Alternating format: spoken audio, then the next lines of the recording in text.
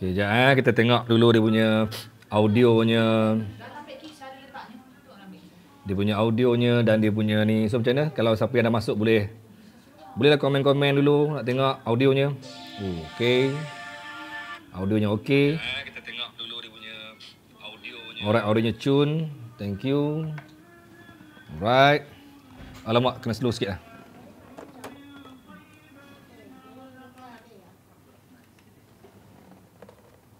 Okey. Siapa dah masuk ni? Oh, Anita Husin, Ena, Damia, Ejal Kadir, Adam, Rozlan, Syahril Sulaiman. Waalaikumsalam, Rezwan. Orang pertama komen. Petik komen anda. Muhammad Rezwan Umar. Waalaikumsalam, Muhammad Rezwan Umar. Siapa lagi yang ada ni? Anita Husin. Waalaikumsalam. Rozali Abdul Rahman. Waalaikumsalam. Zulkarnain Shah. Waalaikumsalam. Rozali Abdul Rahman. Clear. Apa yang clear? Audionya clear. Alhamdulillah. Alhamdulillah. Audionya clear. Alhamdulillah. Sebelum kita start, sementara tunggu orang yang masuk, jap sapu minyak dulu. Lupa. Tadi lupa nak sapu minyak. Sapu minyak dulu, bagi lapang-lapang dulu hidung. Bagi lancar-lancar dulu pernafasan. Amboi. Amboi, sapu sikit. Amboi. Okey, alright. Bagi nafas. Lega sikit. Amboi. Dia balik kerja, penat sikit. Jadi pernafasan tak apa nak cun lah. Alright. Siti Aisyah, Waalaikumsalam. Okey, clear Pasir Gudang. Pasir Gudang jauh. Sampai Pasir Gudang rupanya. Okey, baik. Sembang apa ni? Belum sembang lagi, Fikri. Belum sembang lagi. Baru nak start mukadimah ni. Baru mukadimah. Assalamualaikum, Waalaikumsalam. Baru nak tengok siapa bagi salam ni. Jadi topik belum masuk lagi ni. Total. Alhamdulillah, Anwar Rahman kita. Total terbaik. Ya, Azani Abdul Rahman. Waalaikumsalam. Syahrul Idris. Waalaikumsalam. Kerongsong disedut. Fikri fight macam best je. Macam best je. Alah, pencerita ni topik dia biasa-biasa je. Nak kata best sangat pun boleh lah. Kan? Boleh lah. As long ada orang dengar tu, alhamdulillah. Tak ada orang dengar, sembang sorang-sorang. Okey, baik. Ya. Sukarli Kadri, cantik kuning malam ni, Nur Azina. Okey, cantik ya. Tak mandi ya, Pit? Memang, Pit. Mana sempat mandi, Pit? Balik daripada office sampai rumah terus set up. Dah janji dengan orang pukul 10 malam. Jadi apa nak buat, Pit? Tanggungjawab. Tanggungjawab ke, Nur? Okey, baik. Zul Azri, Sabah pun sampai. Sampai Sabah, seberang laut saya punya live ni. Overseas. Apa khabar orang Sabah? Apa khabar orang Sabah? Saya ni balik dari Sabah pada 30 hari bulan 9. 1 hari bulan 10 kena kuarantin. Kena simptom. 4 hari bulan 10 positif COVID-19. Sabah punya hal ke? Baik, siapa-siapa yang dah masuk ni, sempat lagi ni kot. Kalau kata ada yang nak share live kita pada malam ni kot, sempat lagi tekan butang sebelum topik dimulakan. Tekan dulu butang share. Share lah dekat mana-mana pun. Nak share dekat korang punya wall, alhamdulillah. Nak share dekat korang punya page ke, grup-grup mana yang ada ke, dipersilakan. Kita ajak 240 orang malam ni. Ramai sebenarnya yang tak tahu yang live ni dah pun bermula sebenarnya. Ramai yang tak tahu, ramai yang tak perasan pun. Sebab lately ni saya punya live ni dah tak popular dah. Orang dah tak dapat notification. Jadi kalau korang rasa korang nak tarik ramai-ramai, kita bukan nak berdebat, kita nak berbincang. Kita bincang. Kita bincang topik-topik yang saya nak bawa hari ni. Dan ajak kawan-kawan lain bincang sama. Tak kisahlah orang tu orang baru ke, orang lama ke, senior ke, junior ke, tiada yang lama, tiada yang baru. Cebak kata orang. Okey, baik. Kasim Baba, Waalaikumsalam Abang Kasim kita. Siti Aisyah, dan share. Thank you. Terbaik. Ekanah dan share. Tonton dari Kuching. Line pun clear. Kuching memang line clear. Saya ada 2 ekor kucing di rumah saya. Okey, baik. Okey, keep sharing. 200 lebih kurang 300 orang ni. Jom kita share. Saya teguk air dulu. Kang, saya nak sembang bab data dulu. Data COVID-19 tuan-tuan. Hari ni, tarikh hari ni 5 November 2020. Data hari ni apa dia? Kata orang, COVID-19 semakin mengganas. Ya ke? R0 tak tinggi sangat lah. 1 lebih, 1.25. Selangor 1.25. Sabah pun lebih kurang. So adakah COVID-19 ni semakin menjadi-jadi, semakin membahayakan? Tapi kalau tengok pada R0, nak risau apa pun. Kan? Iyakah begitu? Tak apa, sempat lagi kita bagi peluang yang lain masuk. Thank you Nabi Abdul Rahman. Thank you. Kita bincang. Jangan gaduh. Korang ni pantang masuk saya punya wall, kira nak gaduh je. Bergaduh. Masuk grup baru, bagi provokasi sikit, bergaduh. Masuk grup lama, dia punya fight macam nak runtuh saya punya wall. Tapi tak apalah. Itu menunjukkan kita ni harmoni. Kita ni ada kemuafakatan dalam konteks demokrasi. Bahasa. Bebas bercakap, tapi kontrol lah kita punya percakapan. Jangan sampai kita menyebabkan orang tersinggung. Jangan sampai kita buat dosa kering. Sebab kata orang tu dosa kering. Mengumpat sana, mengumpat sini, mengutuk sana, mengutuk sini, maki, hamun. Korang dah tahu dunia akhir zaman, semua sibuk sembang pasal dunia akhir zaman. Semua kata dengan musibah-musibah yang melanda negara, melanda dunia sekarang ni, semakin kita dekat dengan akhir zaman. Katanya Dajjal semakin hampir. Tapi duk sibuk buat dosa. Duk sibuk tabur fitnah. Itukah dia? Okey, tak apalah. Okey, betulkah Aboy, betulkah Malaysia sedang berunding untuk dapatkan vaksin? Vaksin dah ada. Vaksin memang dah ada. Vaksin memang dah ada. Ada negara claim dah ada. Tapi sejauh mana ia benar-benar vaksin yang valid untuk COVID-19? Itu isu dia. Semua negara boleh kata, aku dah ada vaksin. Kok Diang boleh buat vaksin? Melaka boleh claim, aku ada buat vaksin. Kilang papan depan rumah saya boleh kata, aku dah jumpa vaksin. Tapi sejauh mana ia realistik ataupun ia relevan untuk digunakan dalam kes pesakit, dalam kes menangani, dalam kes mencegah COVID-19? Semua orang boleh claim. Tapi sejauh mana ia berkesan? Macam sebelum ni lah orang kata ubat Remdesivir boleh digunakan untuk mencegah COVID-19 daripada lebih mengganas sehingga menyebabkan stage 3, stage 4, stage 5. Tapi akhirnya tiba-tiba keluar statement Remdesivir tidak membantu merawat COVID-19. Malah Remdesivir boleh menyebabkan simptom-simptom lain, penyakit-penyakit lain, boleh membahayakan lagi, boleh memberi kesan sampingan yang lebih teruk. So that's why kerajaan Malaysia tak berani simply dengar je vaksin, aku buat, aku beli, aku try. Tak boleh lah. Semua negara boleh claim. Siapa pun boleh claim kata aku ada vaksin. Malah tuan-tuan, ada orang yang siap claim aku jual air COVID-19. Aku jual air penawar COVID-19. Ada yang boleh kata aku dah ada ubat COVID-19. Ubat tradisional. Semua orang boleh claim. Perniagaan. Medik is perniagaan. Perubatan is perniagaan. Orang jual minyak lintah pun perniagaan. Betul tak? Semua orang boleh claim ubat aku terbaik. Saya tuan-tuan, depan saya sampai 2-3 botol saya pakai. Minyak ni lah, minyak tu lah. Semua orang boleh kata dia punya minyak tu yang terbaik. Tapi sejauh mana minyak tu memberi kesan kepada orang yang menggunakannya? Tak tahu lagi selagi belum mencuba kan. Dan selagi belum mana ia terbukti berkesan. Jadi itulah dia. Bolehlah claim. Mukris Aziz, minum air dulu bang, tokak dah kering. Baru start dah kering tekak ke? Ya ke? Rasa okey ni. Rasa macam bayi raya lagi ni. Bayi raya lagi ni. Kan Abu Nawas kan? Minyak belacak dalam Malaysia, belungut-lungut minyak belacak. Semua kata dia punya terbaik. Kan? Gambir lah apalah. Semua kata dia punya tu terbaik. Tapi sejauh mana ia berkesan? That's why ramai banyak negara boleh kata dia ada dia punya penemuan. Tapi kita boleh katakan ia benar-benar berkesan kalau kita dah ada bukti. Sebab vaksin is pencegah, bukan penawar tau. Ramai orang salah faham. Vaksin is not ubat. Vaksin is pencegahan. Jadi sekarang ni kita belum ada satu pembuktian dapat vaksin COVID takkan masuk dalam tubuh kita.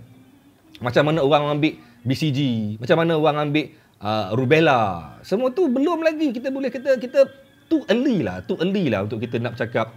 Walaupun dah sampai saya kira almost tahun dah ni. Sebenarnya COVID-19 dah almost tahun dah yang berada dalam dunia kita ni. Dah lebih kurang setahun ni. Walaupun dah lebih kurang setahun, tapi masih lagi terlalu awal untuk kita nak kata vaksin sudah pun ada.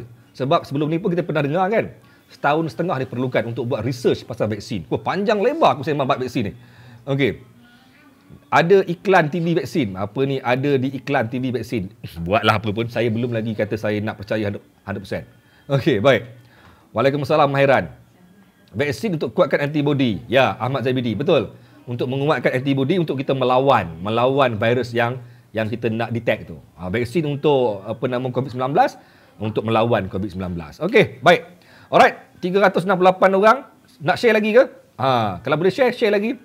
Minggu lepas saya dapat 800, saya dapat 680 share. Alhamdulillah. Minggu ni berapa? Topik hari ni, topik KWSP. Topik KWSP. Topik yang ramai orang tengah duk menuntut hak mereka.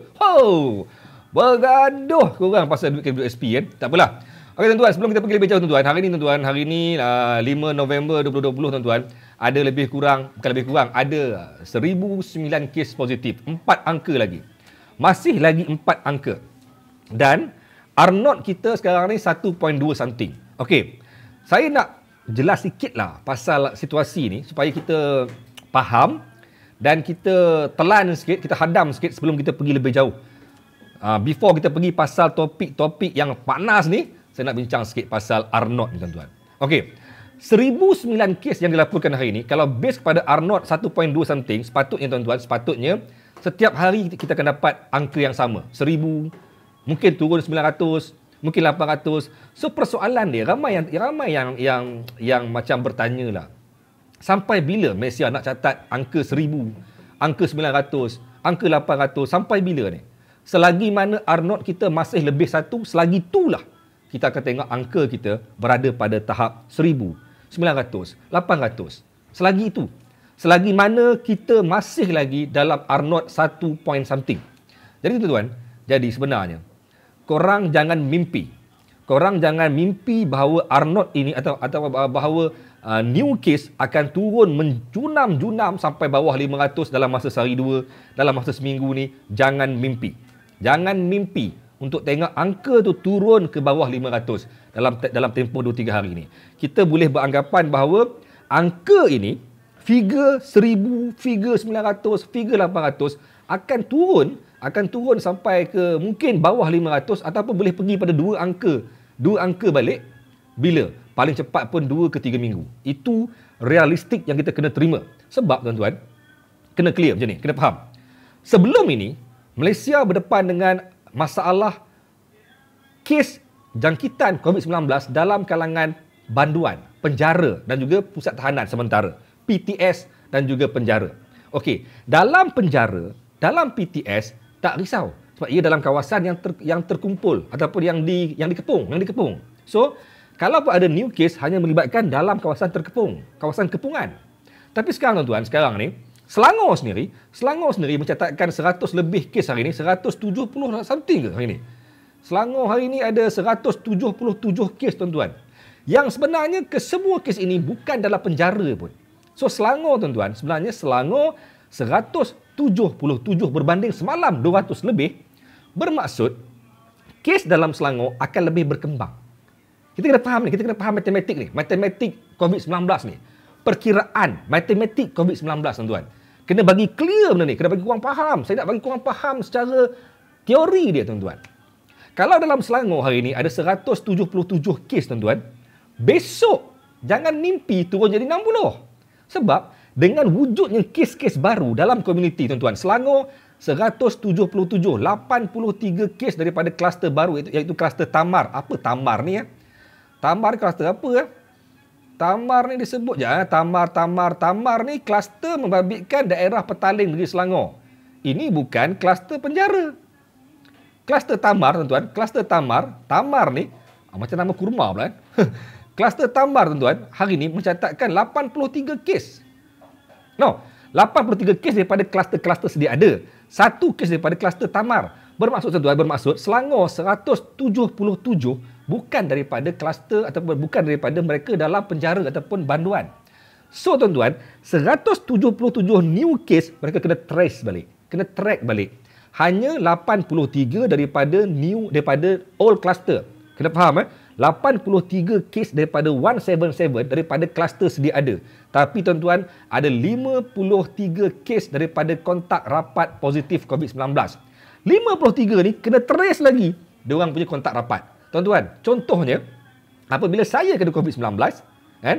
Saya punya orang yang rapat dengan saya menjadi kontak rapat saya, dan apabila dia positif, ada lagi orang lain akan jadi kontak rapat dia dan benda ni akan jadi bertali-tali arus.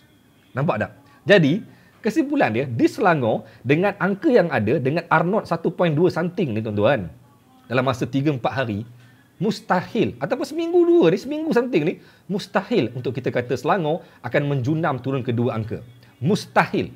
Sebab mereka kena cari lagi kontak rapat di komuniti, tuan-tuan. Di komuniti. Kluster ataupun kes dalam Selangor ialah kes dalam komuniti, bukan dalam penjara. Macam berlaku di Negeri Sembilan, macam berlaku di Sabah sebelum ni, macam di Kedah, kluster tembok, kluster benteng sebagainya. Di Selangor, clear cut, kluster dalam komuniti.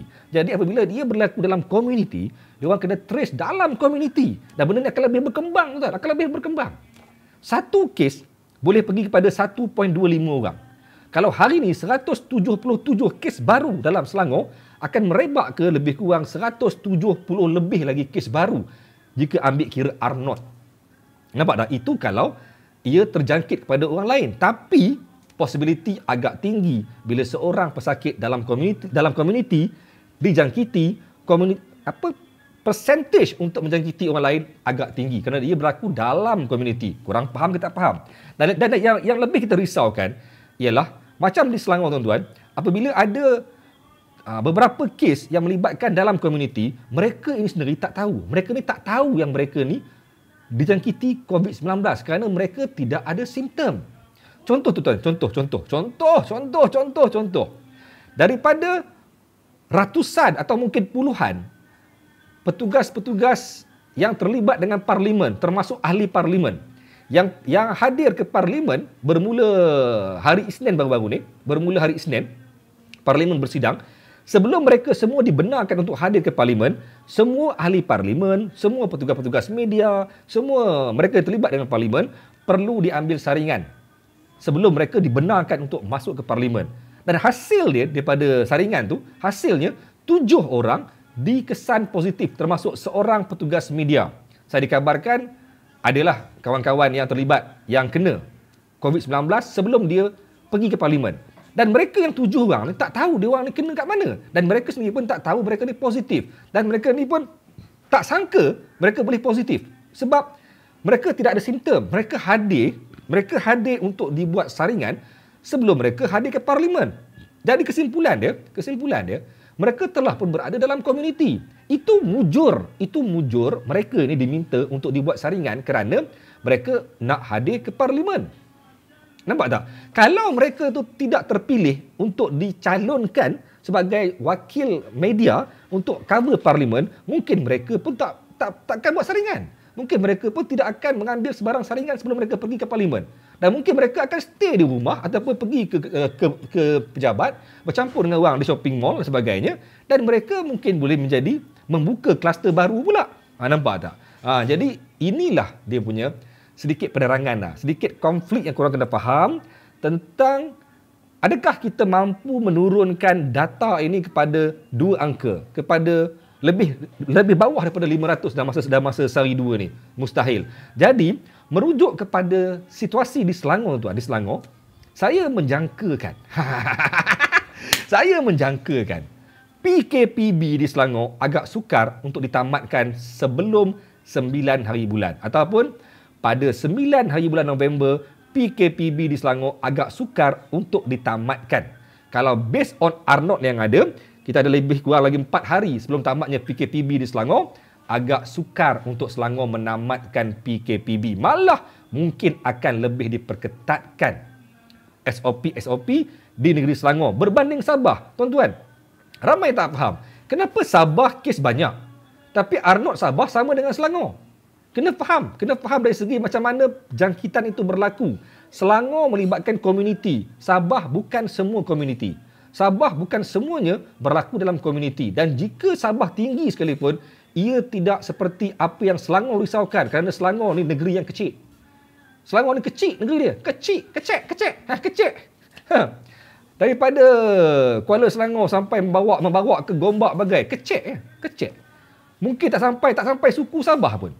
Jadi dengan 170 lebih kes Selangor berbanding dengan nisbah penduduk di Sabah, Selangor lebih berbahaya. Dan jika dibandingkan dengan aktiviti pergerakan di Selangor, Selangor lebih bahaya. Dan jika dilihat kepada aktiviti ekonomi di Selangor, Selangor lebih bahaya. Dan jika dilihat kepada aktiviti harian, aktiviti fizikal di Selangor, Selangor lebih bahaya. So saya tak nampak kemungkinan Selangor dan Kuala Lumpur akan ditamatkan PKPB dalam masa yang terdekat.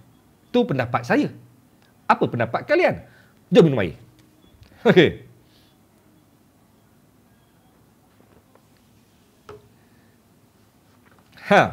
Suzina Sapar. Tak dapat balik kampung lagi. Soalan yang saya terima dalam grup Diary Wartawan Pencerita. Ada mereka yang PM dalam grup wartawan, dalam grup Diary Wartawan Pencerita. Soalan dia orang, adakah boleh saya dalam zon merah, saya dalam Selangor, saya dalam Langat, saya di Kajang, zon merah Kajang ni, saya nak balik ke Kota Baru, nak balik ke Korban Pasu, yang mana di situ bukan zon merah, mungkin zon hijau, atau mungkin zon apa, dia ada hijau, dia ada jingga tu bawah merah, hijau, kuning, hijau, kuning, jingga dan merah. So adakah saya ni di zon merah boleh balik kampung di zon kuning ataupun zon hijau dengan mendapat special approval, dengan mendapat keizinan khas daripada pihak polis? Jawapan saya memang boleh. Ramai yang minta balik kampung sebab adik dia kahwin. Ramai minta balik kampung sebab kucing beranak. Tapi tuan-tuan, ini rayuan daripada KKM. Sebenarnya kita kena faham, tiada siapa sekarang ni, tak ada siapa pun antara kalian boleh dengan belagaknya mengatakan aku tak ada COVID. Tak ada siapa dalam kalangan kita boleh dengan berlagaknya kata jangan risau, aku selamat, aku okey. So aku boleh balik kampung dengan selamat. Jangan risau, family aku di kampung takkan ada isu. Jangan risau. Aku boleh balik kampung sebab aku memang selamat. Aku tak positif. Aku tak pernah pergi peluk orang. Aku tak pernah pergi bercampur dengan orang ramai. So aku memang selamat. So aku boleh nak balik kampung.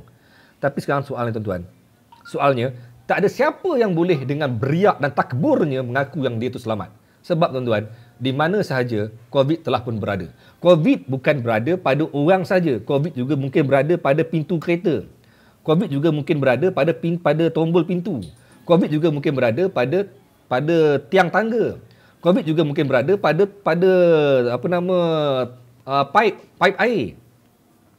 Jadi possibility untuk kita kena COVID memang berada di mana-mana tuan-tuan. Jadi jangan nak belagak. Kecuali kalau korang memang gentle, korang memang ada duit, korang memang mampu, sebelum balik kampung, pergi buat swab test dulu. Confirm korang tak ada COVID, balik kampung. Itu fine, tak ada masalah. Okey, ada yang kata, cikgu, saya yakin kalau saya balik kampung, saya yakin saya akan jaga sepenuhnya SOP. Saya takkan peluk sesiapa, saya takkan salam sesiapa, saya akan pakai mask 24 jam. Saya akan jaga saya punya attitude saya untuk tidak melanggar apa-apa SOP pun. Tuan-tuan, menipu besar. Korang semua menipu besar. Balik kampung tengok adik kahwin, mustahil tak peluk mak. Mak korang ada darah tinggi, kecil manis, sakit jantung. Korang daripada zon merah pergi bawa balik penyakit ke zon hijau. Bagi pula mak korang tu sakit. Dah berlaku di Kelantan. Apabila seorang daripada zon merah balik ke Kelantan, kenduri adik dia kahwin dan menyebabkan orang dalam rumah, keluarga dia di kampung, kena COVID-19. Salah siapa? Nak salah kepada polis yang membenarkan balik? Tak ada. Salah diri sendirilah. Mungkin dengan, tadi saya tengok dalam grup Telegram dari wartawan, ada yang kata, cikgu, saya yakin saya boleh jaga saya punya tingkah laku saya. Saya pesan, jangan balik kampung boleh, tapi boleh tak kawal diri tu untuk tidak rapat dengan orang? Mampu tak kawal diri untuk tidak peluk mak ayah di kampung? Mampu tak kawal diri untuk tidak salam dengan orang di kampung? Penipu besar. Penipu yakmat. Kalau korang kata korang takkan peluk mak bapak di kampung. Penipu yakmat. Sejauh mana mampu korang tahan korang punya naluri sebagai seorang anak depan mak nak tengok saja dari jauh? Penipu yakmat. Confirm laga betul ni Afarul. Mana boleh tak laga pipi? Saya tengok sendiri tuan-tuan. Ini saya pergi ke 2-3 function baru-baru ni tuan. Baru-baru ni saya pergi pada 2-3 function. Geleng kepala tuan-tuan, geleng kepala. Seperti tidak ada masalah apa-apa. Ini bukan mak ayah, ini kawan-kawan.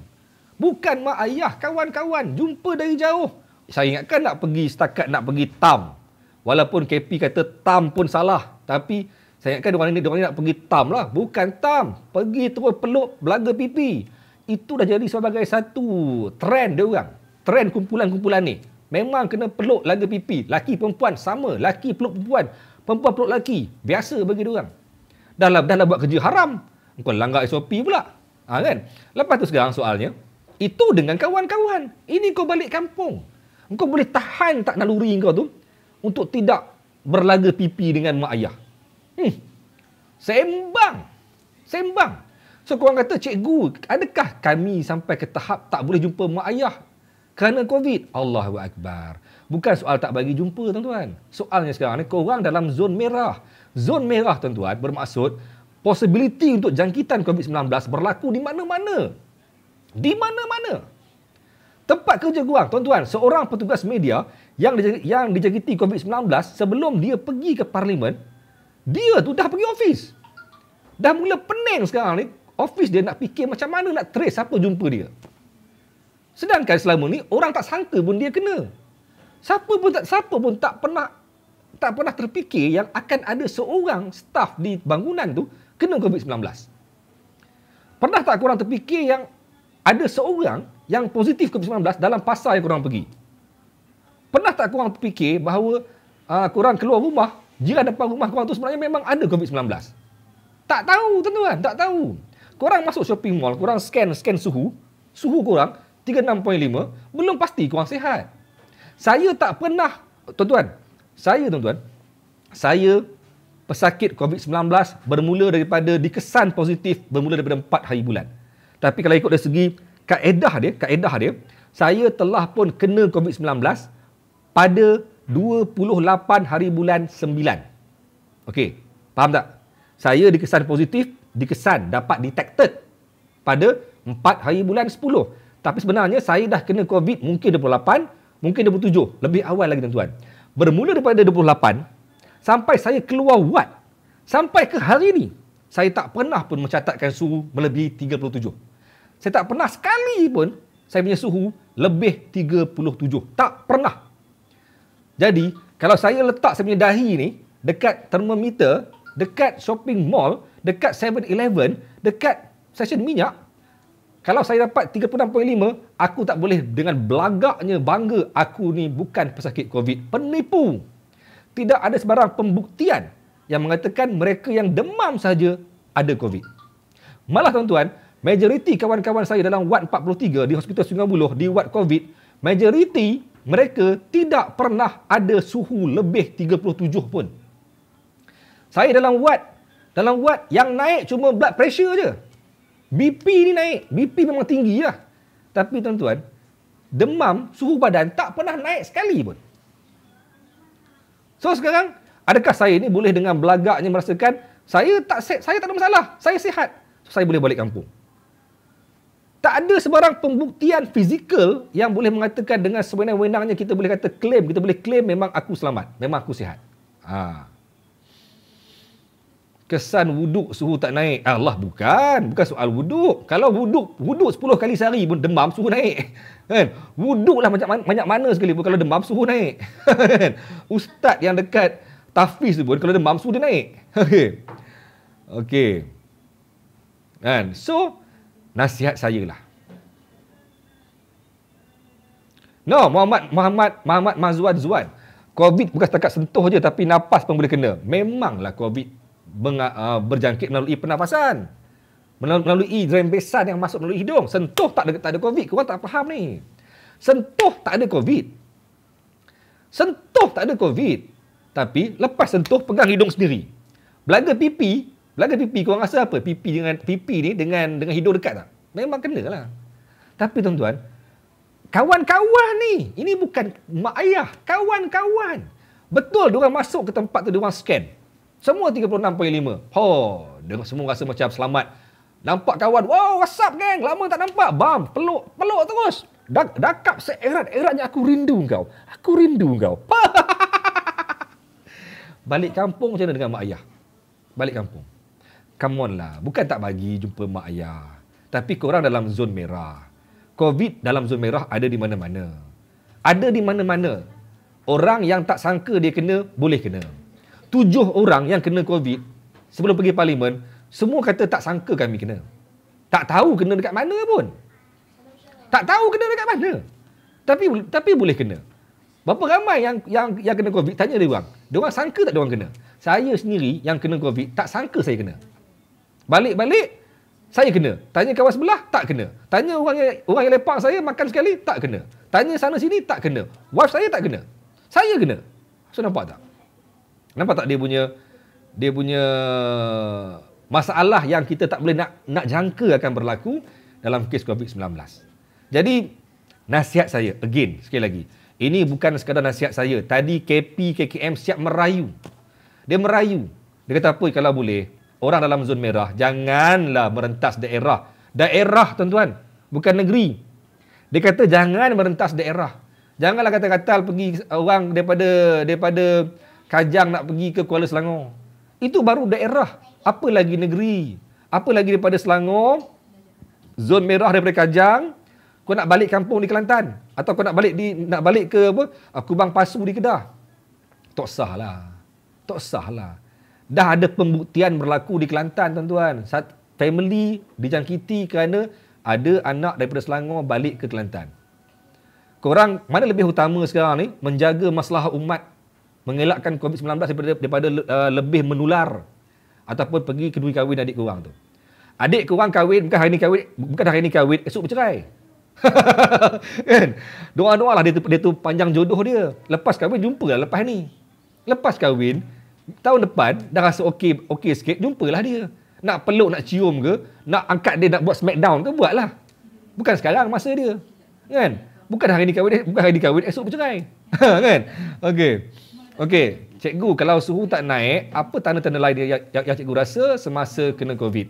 Yang paling signifikan, COVID ni, yang paling signifikan, maksudnya yang paling banyak sekali orang rasa, saya rasa, orang lain rasa, kawan-kawan saya rasa, majoriti kawan-kawan saya lain pun rasa, ialah sakit tekak. Sakit tekak dan hilang deria bau, serta hilang deria rasa. Makan tak rasa apa. Hidu tak bau apa. Spray minyak wangi diri sendiri ni tak bau. Tak bau spray, tak bau wangi tu. Rasa macam aku beli spray mahal-mahal ni, rosak ke spray ni? Kan? Lepas tu makan tak mula rasa, tak rasa dia punya manis, tawar, dia punya manis, masam, masin tak rasa. Yang ada cuma tawar, payau. Hilang selera makan. Tapi yang paling ketara ialah tekak. Tapi itu pun tak membuktikan korang tu ada COVID. Ramai lah. Jangan pula bila kawan-kawan kata, aku makan ni tawar lah. Terus COVID. Taklah pula. Kan? Okey. Tapi macam kita, cikgu, atas alasan kerja macam apa? Alamak, sekejap. Atas alasan kerja, macam mana? Saya dari Petaling pergi KL, cikgu duduk Kajang, kena Kebangsaan atas sebab kerja. Kerja boleh. Sekarang ni, itulah dia punya konflik of menguruskan COVID ni. Mereka yang perlu bekerja sebab ini ekonomi. Dibenarkan sebab mereka pergi ke tempat yang memang hari-hari diorang pergi. Jadi risiko dia dalam kelompok mereka saja. Tapi bila balik kampung ataupun pergi ke zon yang hijau, orang merah pergi ke hijau, risiko dia lebih besar sebab dia melibatkan orang tua, warga emas, orang kampung sebagainya. Naya lah. Betul lah Farul. Kes nurse balik kampung tu 127 orang kena saring. Tak kenaya, tuan-tuan. Yang balik tu pun nurse. Aduh, kau ni, kau tak reti ke apa? Kau cakap orang, kau tu nurse. Marah nurse ni kan. Syadil Omar, jangan komplain bini masak tawar, nanti dia call KKM angkut suami pergi Sungai Buloh. Jangan salah faham. Asal tawar je COVID. Kan? Okeylah tuan-tuan. Jadi, again. Maaf, saya membuang masa lebih kurang setengah jam pasal benda ni. Saya tengok ramai orang yang mula panik nak balik kampung sebab bulan 11 ialah musim kenduri kahwin. Tuan-tuan, di Kedah, Kelantan boleh buat kenduri. Diorang bukan dalam zon PKPB. Diorang boleh buat kenduri dalam kapasiti yang terhad. Tapi boleh buat kenduri. Baru ni pun ada saudara mara saya pergi kenduri dekat mana? Dekat Terengganu. Dekat mana? Yang ke-9. Belum pergi ke? Perak buat kenduri kan? Ada makan lah. Ada doa selamat lah. Maksudnya boleh buat doa selamat. Ada negeri boleh buat doa selamat, boleh buat kenduri kecil. So, sekarang ni musim orang kahwin. Musim orang kahwin sekarang ni. So, ramai sekarang dah mula panik. Adik saya kahwin ni di Kedah. Bapak saya kahwin baru di Melaka. Jadi dia dah mula macam panik. Nak balik kampung juga. Sebab seakan-akan kalau tak balik kampung kedua kahwin ni dosa besar bagi dia. Tak boleh lah. Saya ulang sekali lagi, bukan kahwin hari ni, esok cerai. Kau boleh jumpa lagi. Tunggulah benda ni reda. Akan reda. Saya percaya akan reda. Dengan melihat kepada R0 yang ada, 2-3 minggu lagi akan turun ke bawah 500. Besok, lusa dan minggu depan tetap akan atas 500. Tapi 2-3 minggu lagi akan turun ke bawah 500 dan dalam masa sebulan lagi insya-Allah akan kembali pada 2 angka. Jika strategi yang ditangani sekarang ni iaitu membuat saringan kepada kumpulan SARSA ni selesai. Sekarang ni belum selesai. Hari-hari ada 4-5 kluster baru. Tuan-tuan, dulu bulan 3, bulan 4, bulan 5 tu dapat satu kluster pun panik. Tiba-tiba dia umum kluster jemaah Seri Petalim. Semua orang new kluster. Kluster Uda Holdings. Semua new kluster. Nak dapat satu kluster sehari pun payah tuan-tuan. Payah. Siapa yang masih ingat lagi? Bulan 3, bulan 4, bulan 5. Nak dapat satu kluster payah. Sekarang tuan-tuan, tidak pernah ada hari tanpa kluster. Tidak pernah ada hari tanpa new cluster. Adalah sekali dua. Tapi jarang-jarang berlaku ada hari tanpa new cluster. Paling busuk pun 4 ke 5 cluster. Paling busuk 4 ke 5 cluster. Nampak tak? Diorang dah mula tak sabar lah. Kluster KWSP. Saya bukan nak bagi berita gembira. Saya bukan nak umumkan pasal KWSP akan dibenarkan pengeluaran akaun 1. Tak. Saya nak ajak korang bincang. Kita bincang. Okey. Oja. Nak balik kenduri sebab nak pakai baju sedondon. Logik juga. Aku dah set up ni tema warna oranye ni. Dah daripada bulan 6 dah bincang tema oranye. Aku dah buat baju ni. Tiba-tiba PKPB dalam Selangor. Gedik nak balik juga. Dia kata apa? Aku kena balik. Ni adik aku paling bongsu ni. Kalau mereka yang mendengar ni terkena dekat batang hidung, saya minta maaf. Tapi jawapan yang lebih kurang sama. Ini adik bongsu aku kahwin ni. Ini perkahwinan terakhir dalam family aku ni. Aku kena balik. Bapa aku dah 10 tahun menduda. Dia nak kahwin balik. Aku kena balik. Saya ulang sekali lagi. Bukan kahwin hari ni, esok bercerai. Okey, kena faham. Ini bukan artis ya. Kahwin hari ni, lusa bercerai. Bukan. Adik korang tu insya-Allah tahan lama kot. Okey, baik. Okeylah tuan-tuan. Benar ke akaun 1 KWSP boleh keluar? Muhammad Naim alias. Where is my handbag? Sekejap saya petik ni. Ni komen best ni. Bincang sambil minum kopi gelanggang baru best cikgu. Alamak, kopi apa ni Abang Kasim? Abang Kasim. Janganlah kopi yang bukan-bukan. Saya ni dah lama tak rasa kopi yang pelik-pelik ni. Tak adalah pelawak ya. Okeylah, baik. KWSP, isu yang paling panas diperkatakan dalam minggu ni. Maka minggu ni, bukan minggu ni, sejak Datuk Seri Najib Razak membuat cadangan untuk dibenarkan pengeluaran akaun 1 sebanyak RM10,000. Kecoh tuan-tuan, kecoh. Kerajaan kata tak boleh bagi. Tak boleh benarkan sebab ia satu misi yang sukar. Kerana ia akan melibatkan simpanan masa depan. Simpanan hari tua. Tapi ada pula sumber-sumber mengatakan tak boleh bagi sebab duit tak ada. Iya ke duit tak ada? Saya letak pada dua. Jom kita bincang. Jom bincang. Kita letak kepada dua lah. Letak pada dua keadaan, tuan-tuan. Dua keadaan. Tekan dulu iklan. Alright. Sorry, bukan lagi pre-order. No more pre-order. Pre-order ditutup. Sekarang ni buku dah ada. So, bukan lagi pre-order, tapi dah boleh beli secara fizikal. Buku dah siap. Kes COVID. Okay. Nak jaga sembang. Ni sembang lepas ni. Tuan-tuan, saya letak pada dua keadaan lah. Keadaan yang pertama, alasan pasal simpanan hari tua. Kita ambil kira dua-dua lah. Yang pertama, alasan simpanan hari tua. Yang kedua, alasan duit tak ada. Nanti kalau bagi, K2SP boleh jadi masalah sebab nak kena keluar berbilion. Bilion nak bayar kepada semua pencarum. Bilion nak keluar. Kita ambil dua-dua situasi lah tuan-tuan. Yang pertama, kalau dia kata ini simpanan hari tua. Tadi tuan-tuan, saya petik kata-kata seorang dalam office saya. Dalam keadaan yang melawak, dalam keadaan yang bergurau, saya nak keluar, saya dengar dia sebut, dia kata apa kan? Kita bukan lagi pada era dulu. K2SP simpanan hari tua. Tak. Tapi kita boleh katakan sekarang ni K2SP simpanan bila diperlukan. Saya tak tahulah sejauh mana relevannya statement tu. Tapi ada juga dia punya reality dia. Ada juga dia punya relevant terhadap statement dia. K2SP is not relevant disebut sebagai simpanan hari tua, tapi juga layak disebut sebagai simpanan hari diperlukan. Sebab itulah orang ada keluar duit K2SP untuk bayar 10% nak beli rumah. Untuk nak bayar duit nak beli rumah. 10% dikeluarkan daripada akaun 2. Untuk 10% daripada harga rumah. 10% daripada harga rumah dikeluarkan untuk 10% daripada simpanan. 10% daripada harga rumah dikeluarkan untuk nak bayar deposit rumah sebanyak 10% tu. Jadi ia ialah pengeluaran ketika diperlukan. Malah tuan-tuan, dalam K2SP punya list ada banyak sangat pengeluaran yang dibenarkan untuk tujuan-tujuan ketika diperlukan.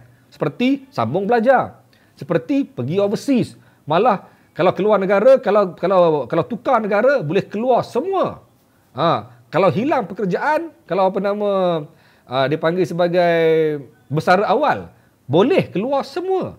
Kerana time tu dia perlukan duit tu. Jadi sekarang ni K2SP is not only simpanan hari tua sebenarnya. Ia juga ialah simpanan apabila masa-masa yang diperlukan. Okay, now the issue is, satu, ini kalau dia kata K2SP ialah simpanan hari tua. Saya boleh sangkal mengatakan bahawa kita sekarang ni, apa yang diperdebatkan ketika ini tentang keluar 10,000 ni bukan isu keluar untuk berjoli, tapi mereka memperjuangkan pengeluaran itu untuk membantu mereka untuk survive. Survival pada hari ini penting untuk kehidupan diorang pada masa depan. Kalau sekarang diorang gagal survive, macam mana diorang nak teruskan diorang punya hidup pada masa depan? Ini saya sembang bagi mereka yang mungkin berdepan dengan survival issue. Baik.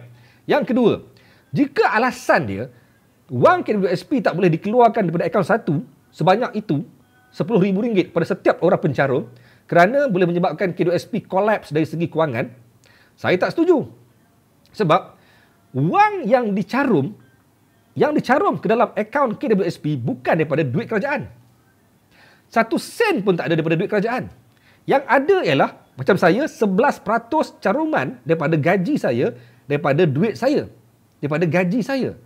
Dan majikan saya tambah sebanyak 13% dalam K2SP sebagai caruman majikan. Itu ialah duit majikan. Itu bukan duit kerajaan. Itu bukan duit K2SP pun. Itu ialah duit majikan dan duit saya. K2SP ialah badan yang mengurus simpanan untuk masa depan. Tapi kita faham, untuk membolehkan K2SP survive, untuk menguruskan duit kita, mereka perlukan dana untuk mereka melabur sebagai perniagaan. Kita faham sangatlah. Tabung haji pun melabur daripada duit yang kita duit yang penyimpan tabung haji, simpan dalam tabung haji. Tabung haji guna duit yang ada untuk melabur bagi mereka boleh rolling business untuk mereka dapatkan income. Dan mereka akan bayar kepada penyimpan sekian-sekian faedah. Kita faham. Sama macam K2SP. Mereka menggunakan duit kita, mungkin mereka melabur dengan beli hotel, dengan beli resort, dengan beli itu beli ini. Mungkin mereka ada aset untuk mereka boleh mereka survive sebagai badan yang menguruskan duit pencarum. Tapi soalnya, itu still duit aku. So, itu still duit aku. Itu still duit saya. Itu still duit yang majikan aku bagi. Takkanlah, tuan-tuan, okey? Takkanlah RM10,000 seorang yang kita tuntut sekarang ni boleh menyebabkan K2SP collapse. Sedangkan, contohnya, kalau ada orang yang bekerja melebihi 10 tahun, RM10,000, tuan-tuan, RM10,000 mungkin hanya 5% daripada total duit dalam akaun satu. Mungkin hanya 10%. Mungkin hanya 15%. Tak sampai pun 20%. Tak sampai pun 50%. Malah ada orang yang mungkin hanya 2 or 3% daripada total simpanan dalam akaun satu. Jadi, kalau diberi mereka 10,000, hanya diambil hanya lebih kurang 5 ke 10%, paling tinggi pun 10% lah, daripada total tabungan dana dalam akaun satu yang dipegang oleh KWSP. Kenapa sampai collapse? No. Saya tak rasa KWSP boleh collapse dengan duit 10,000 yang dituntut oleh semua orang sekarang ni, oleh semua orang. Tapi tuan-tuan, jom kita sembang secara bijaksana, secara rasional, secara berhemah. Benda ni tuan, benda ni dia ada pro and con. Saya difahamkan, yes, Perdana Menteri sedang mempertimbangkan. Mungkin dalam belanjawan besok kita harapkan benda ni akan clear cut. Tapi Perdana Menteri sedang mempertimbangkan untuk bersetuju memberi kebenaran kepada pencarum mengeluarkan duit daripada akaun satu. Apa kaedah dia? Adakah 10,000? Adakah mungkin 5,000? Adakah ada scan kaedah dia? Semua orang belum tahu. Tapi mereka mengatakan bahawa jika pengeluaran dibenarkan sekalipun, mungkin hanya bagi golongan terkesan ataupun pada golongan bersasar. Mereka yang memang terkesan dan memang perlu dana itu dikeluarkan, simpanan itu dikeluarkan, barulah akan dipertimbangkan untuk diberi kebenaran mengeluarkan duit daripada akaun satu. Mungkin kita nampak ada sinar kepada usaha ini. Kita nampak ramai orang yang dah mula rasa macam yes, kerajaan akan bagi. Tapi masih ada dia punya pro and con yang saya nak ajak korang bincang ni. Sekejap, panjang ni komen Abelung Perang ni. Saya tutup sekejap. Betul tu duit pekerja masuk dalam KWSP guna duit pekerja dengan melabur dan buat pembangunan projek kuasa Damansara, projek banyak melabur sana sini, tapi lalas dividen tahunan hampir juga. Lama. Okey, panas komen tu. Pendedahan yang berani, yang berani. Come back to issue. Dalam soal ini sebenarnya memang betul ada dua kelompok, ada dua pihak yang berbeza pendapat. Ada pihak mengatakan, jangan setujulah pasal keluar duit EPF ni. Sebab itu simpanan kita hari tua. Kalau keluar 10,000 sekarang, kita dah hilang 10,000 daripada future money. Okay. So mereka kata, sebenarnya jalan terbaik untuk bantu rakyat ialah dengan memberi sambungan moratorium. Maksudnya, bagi moratorium, sebab moratorium tidak akan melibatkan kerugian kepada dua pihak. Kerajaan tak rugi, orang ramai pun tak rugi. Sebab dia macam menghentikan pembayaran, menangguhkan pembayaran sewa beli, menangguhkan pembayaran loan bank sebagainya. Jadi itu lebih tepat untuk bantu orang ramai. Itu pendapat sebahagian pihak. Saya setuju jika tidak beri KWSP, bagi moratorium supaya orang kita boleh hold the money untuk buat benda lain. Okey. Tapi ada satu lagi pihak mengatakan masalahnya sekarang ni moratorium memang dah bagi. Moratorium masih ada tuan-tuan. Moratorium masih ada, tapi kepada golongan-golongan bersasar ataupun golongan-golongan yang terkesan. Mereka yang terkesan, mereka yang hilang kerja, mereka yang cuma gaji mereka hilang separuh, mereka yang mungkin memang collapse dia orang punya business. So selama ini moratorium masih ada. Tapi sekarang tuan-tuan, the issue is bila cakap pasal golongan terkesan, saya tanya ke orang, saya berhenti sekejap, saya minta korang fokus komen korang. Okey, saya nak korang komen ni. Tolong type dekat saya, siapakah, sambil saya minum air ni, saya nak baca komen korang. Tolong typekan sekarang juga, siapakah golongan yang terkesan? Soalan saya, kalau kerajaan kalau kerajaan kata duit ataupun moratorium ataupun KWSP 10% ni, KWSP 10K ni akan diberikan kepada mereka yang terkesan, golongan sasar. Tolong type siapakah golongan yang terkesan. Tolong type sekarang. Saya stop. Tolong type siapakah golongan terkesan. Saya nak petik ni. Saya nak petik komen korang.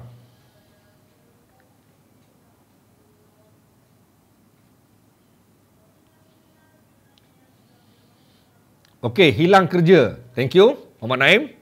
Yang kena buang kerja. Okey. Kena buang kerja, kena cut gaji. Okey. Orang yang baru hilang kerja. Peniaga-peniaga kecil. Alright. Semua rakyat terkesan. Okey, alright. B40. Alright. Lagi. Pengusaha kantin, pekerja pembersihan, pemandu. B40, M40. Terkesan ya. Peniaga pasar malam. Sebab apa? Sebab pasar malam banyak yang dah tutup. Dah collapse. Semua orang terkesan. Pukul semua sama rata, senang cerita. Orang yang hilang kerja, hilang kerja. Yang dibuang kerja, semua terkesan. Legenda Resources, golongan yang dibuang kerja. B40. Orang yang banyak hutang. Okey. Peniaga kecil, pekerja kilang, buruh kasar. Okey. Saya petik lagi 2-3 ya.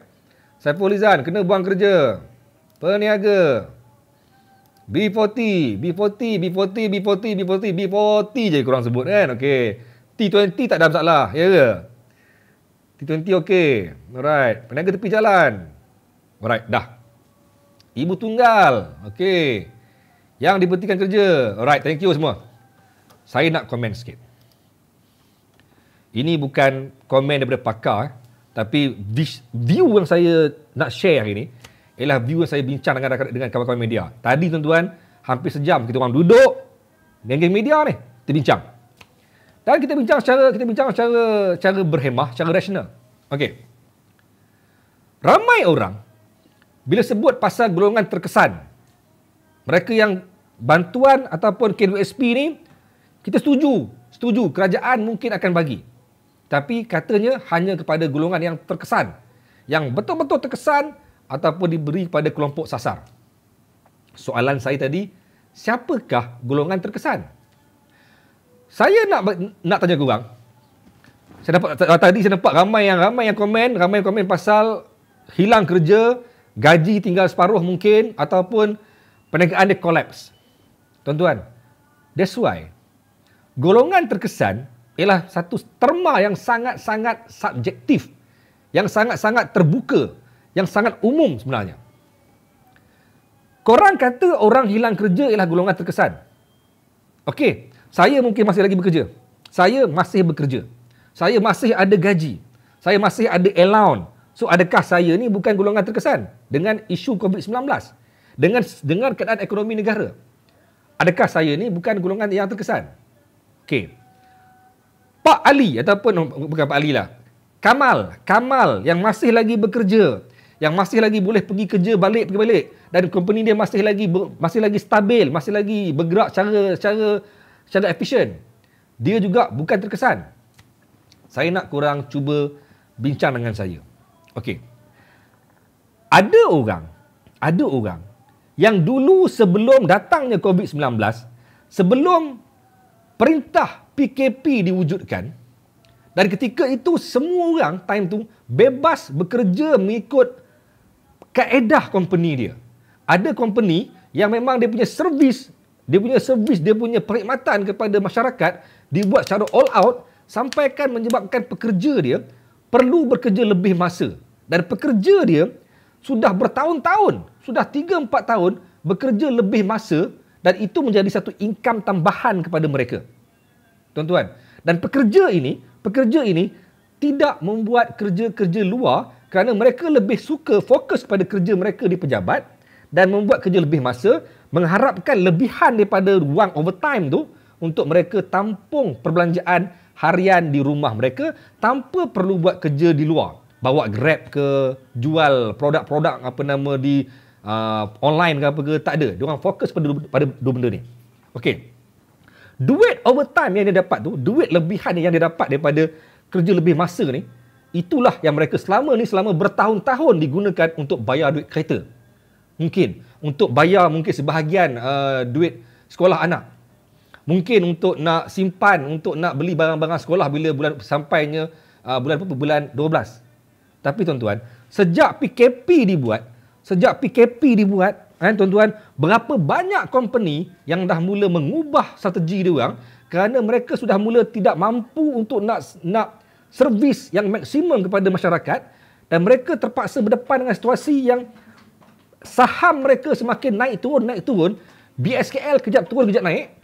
Company-company besar sendiri pun banyak yang terpaksa cut down the cost, kan? Sampai ke tahap mereka terpaksa potong segala macam benefit tambahan kepada staf mereka selama bertahun-tahun tu. Ada staf dah kerja sampai 20 tahun, yang 10 tahun dia orang bekerja menghambakan diri mereka tanpa ada kerja luar, 100% dekat company dengan buat kerja lebih masa. Tapi sejak adanya PKP ni, mereka hilang pendapatan sampingan dan mereka mungkin terpaksa buat kerja luar sekarang ni untuk tampung mereka punya kos sampingan yang hilang ni. Mereka hilang overtime. Katalah sebelum ni mereka dapat RM500 sebulan daripada overtime. Dan 500 ni mereka buat untuk nak bayar duit rumah mungkin. Sebahagian duit rumah lah. Duit sekolah anak-anak sebagainya. RM500 ni hilang. Adakah kecil? Besar tuan-tuan sebenarnya. Nak tampung balik RM500 ni, mereka memang kena buat kerja lain di luar. Dalam tempoh PKP yang mana sebenarnya kerja luar tidak begitu membantu sangat pun. Nak bawa Grab pun susah. Nak buat bisnes pun susah. Macam-macam payah. Modal tak ada. Nak start bisnes, modal tak ada. So, adakah mereka ni terkesan? My first question. Adakah mereka ini terkesan? Yang kedua. Mereka dapat gaji setiap bulan. Company mereka masih lagi pump gaji kepada staf mereka. Okay? Masih lagi pump gaji kepada staf mereka. Tapi, company sentiasa memberi bayangan. Company kata, kita sedang berada pada situasi yang sangat-sangat getir, sangat-sangat sukar. Saya orang media. Media pun sekarang ni semakin lama semakin kolaps. Berapa banyak media yang dah mula nak gulung tikar. Okey. Sekarang, staf itu masih ada gaji. Staf itu masih ada income. Tapi OT dia hilang. Dah lah OT hilang. Dia berdepan dengan situasi risau. Lagi 3 bulan, lagi 4 bulan, lagi 5 bulan, apa masa depan company aku? Adakah company aku masih lagi dapat bertahan? Adakah company aku masih lagi dapat survive? Adakah aku akan menjadi mangsa dibuang kerja apabila company aku drop? Tak tahu. So, anything happen for future, aku tak tahu, tuan-tuan. Jadi, adakah aku ni tak terkesan dengan situasi sekarang? Memang tak nampak sekarang, tapi mungkin akan nampak lagi 2-3 bulan. Itu kelompok kedua. Kelompok ketiga. Sekarang ni korang kata banyak tempat, banyak negeri termasuk Selangor, tuan-tuan. Selangor dah berapa kali buat PKPB? Dah berapa kali sekolah tutup? Dah berapa kali kerajaan menekankan sila bersedia dengan online learning? Sila pastikan korang bersedia dengan online learning. Pastikan anak-anak korang bersedia untuk berdepan dengan online learning. Tuan-tuan, berapa banyak keluarga yang tak mampu untuk menyediakan komputer ataupun handphone kepada setiap orang anak? Saya ada 5 orang anak. Seorang ni tak apalah, dia ni masih lagi tadika.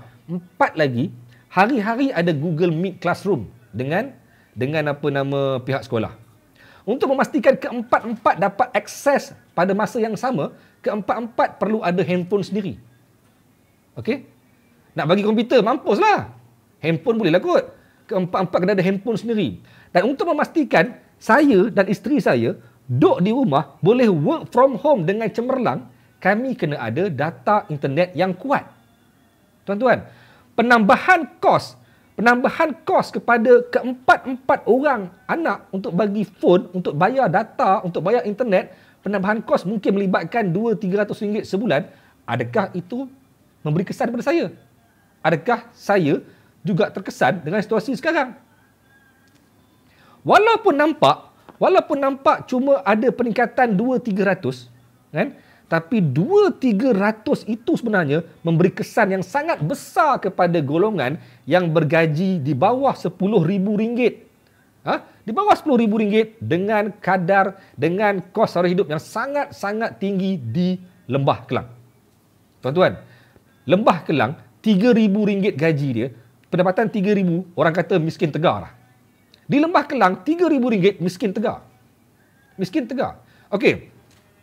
Jadi sekarang, dengan ketiga-tiga kategori ni, yang tadi saya sebut, Mereka yang gaji kena apa, allowance apa, OT tak dapat, itu tak dapat, ini tak dapat. Adakah korang rasa tiga kelompok ini, walaupun mereka ni T20 sekalipun, adakah mereka ni bukan dalam kelompok terkesan? Pelbagai persiapan perlu dibuat untuk memastikan kita mampu kerja di rumah. And then, pelbagai alternatif perlu dibuat untuk memastikan yang kita ni mampu teruskan survival dengan kehilangan overtime. Kenapa tanya saya pasal gaji? Gaji saya alhamdulillah masih lagi mampu untuk survive. Cuma saya nak bagi tahu ini melibatkan golongan-golongan terkesan. Okey. Bila tuan guru bercakap macam ni, teringat sahabat-sahabat saya, besok adalah last day mereka di company akibat dari tekanan ekonomi yang berlaku sekarang. Nampak tak? Company terpaksa berhentikan mereka. Diorang semua dah kerja lebih 15 tahun. Mesti diorang tak jaga akan berhentikan. Nampak tak? Mereka dah kerja, tuan-tuan. Diorang ni dah kerja 15 tahun. 20 tahun. Macam mana diorang boleh set mind yang satu hari nanti aku akan dibuang kerja? Berapa ramai dalam company saya sendiri pun yang dah kerja 10 tahun, tiba-tiba nama mereka naik sebagai list yang dibuang kerja. Itu tak berlaku sekarang mungkin. Mungkin berlaku lagi 5 bulan. Lagi 6 bulan ke depan. Baik. Sekarang come back to issue. Pasal 10,000 tuan-tuan. Pasal 10,000 pengeluaran akaun 1 KWSP. Okey. Ada yang kata apa? Ada yang kata, ni kalau bagi pada kelompok-kelompok yang M40, T20 ni, diorang ni nak bukan apa, nak beli iPhone 12. Okey. Pedulikan dulu pasal yang kelompok-kelompok yang dah mewah yang nak beli iPhone 12 ni tuan. Tahu tak? Masa kerajaan membenarkan pengeluaran RM500 sebulan selama setahun, bukan semua mohon pun. Bukan semua minta pun. Ada yang tak minta pun duit tu. Ada yang biarkan duit tu. Sekarang ni, the issue is, siapa yang perlukan, biarlah dia dapatkan. Sebab, ada orang yang dia merasakan dia bukan terkesan sekarang. Tapi dia perlukan 10,000 tu untuk dia nak set up a small business bagi dia boleh nak survive pada masa depan. Mungkin dengan 10,000 ni, dengan small business yang dia buat, dia boleh survive pada lagi 6 bulan kalau dia dibuang kerja. Mungkin. Who know? Siapa tahu? Dengan apa nama? Kan? Betul, Harmi. Saya simpati dengan orang yang sebenarnya, betul, ada orang yang gaji dia bawah 3,000. Saya pernah buat satu interview dengan seorang pakar ekonomi tau. Lembah Kelang gaji bawah 3,000. Bukan gaji lah, pendapatan isi rumah. Maksudnya kalau suami campur isteri, total bawah 3,000. Pendapatan isi rumah, kita boleh katakan dia orang ni dalam kategori yang sangat-sangat susah sebenarnya di KL ni, di Lembah Kelang. Kalau gaji 5,000 pun, campur dua orang ni, suami isteri, belum lagi selamat untuk hidup dengan okey di KL ni. Sebab apa? Sewa rumah, kos sara hidup, macam-macam lah. Macam-macam. Yes, Abu Nawas. Ia bukan paksaan. Kita minta supaya benda ni diberi kebenaran. Supaya siapa yang nak keluarlah. Kenapa okey kerajaan kata benda ni perlu untuk dikekalkan dalam akaun 1 untuk masa depan pencarum. So korang rasa dia orang keluarkan 10,000 tu bukan untuk dia punya future. Sebab ada orang yang keluarkan untuk perniagaan. Ada orang keluarkan untuk nak menampung, untuk nak beli emas mungkin. Ada orang keluarkan untuk dia nak tampung hutang-hutang yang tergendala mungkin. Korang tak tahu tak berapa ramai yang sangkut dengan loan. Kerana tempoh PKP ni. Tuan-tuan, satu contoh mudah. Adakah saya ni tak terkesan? Contoh. Seorang, ini berlaku pada kawan saya. Dia ada kereta. Okey, kereta dia dijual kepada seorang sahabat. Okey, sahabat dia ni pula tak mampu nak bayar penuh, jadi dia minta untuk bayar bulan-bulan. Dia minta supaya kos bayaran bulanan dekat bank tu sebanyak RM1,000 tu, contoh. Dia akan bayar. Kawan dia akan bayar. Okey? Dan kawan ni setiap bulan tak pernah miss. 25 hari bulan dia akan bank in RM1,000 ke akaun kawan ni. Dan kawan ni pula, masa dia buat loan dulu, dia buat auto debit. Auto debit bermaksud setiap 30 hari bulan, akaun bank kawan ni akan dipotong sebanyak RM1,000. Dan dia nasib baik, selama dah bertahun-tahun ni, dia dapat duit daripada kawan ni, top up RM1,000 sebelum sampai hujung bulan. Alhamdulillah.